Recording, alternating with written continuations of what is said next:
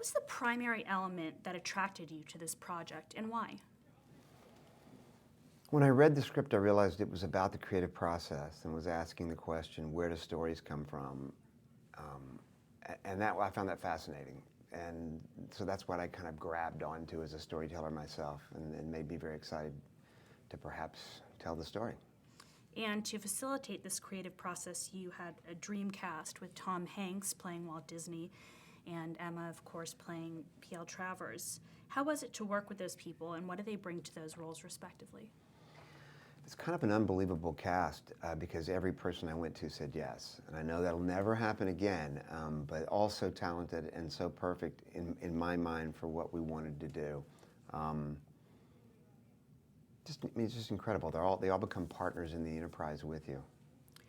Were there any particular directorial challenges with essentially doing two parallel storylines with the flashbacks and then the present day filming of the 1961 story?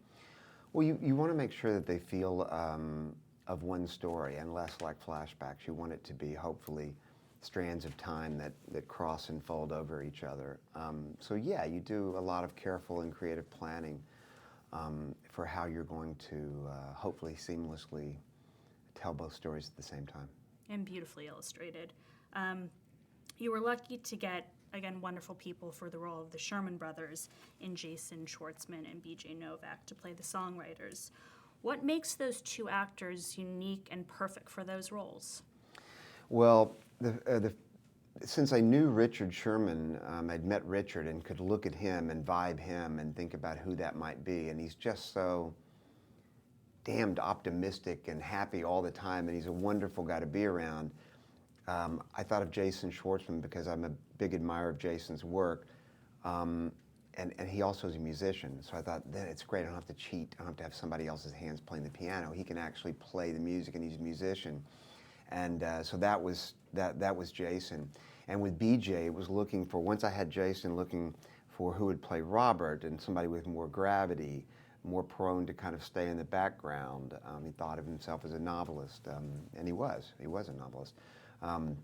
So, that's how that casting came about. Don DeGrady with Brad Whitford, my first thought when I saw a picture of Don was, he looks like Brad Whitford.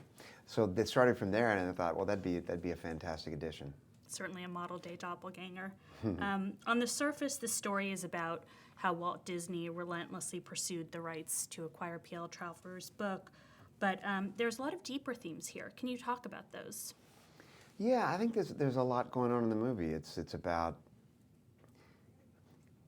as we said, it's about where art comes from, where stories come from, what you do with the script of your life, and how you change it to become the script of your life.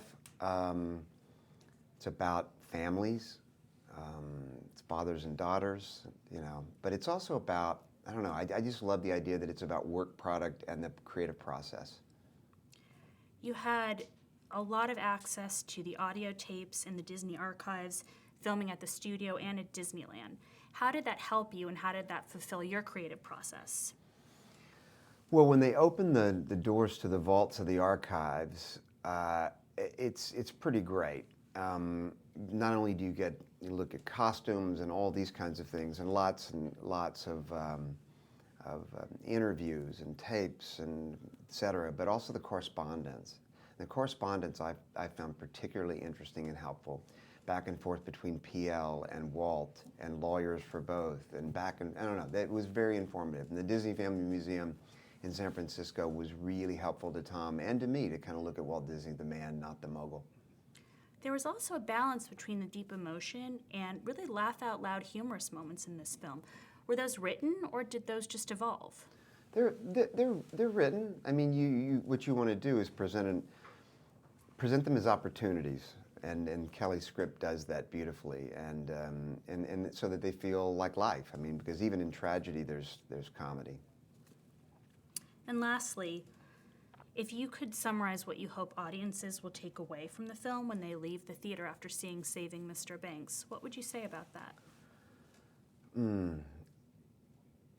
That everyone has a story, and it may surprise you.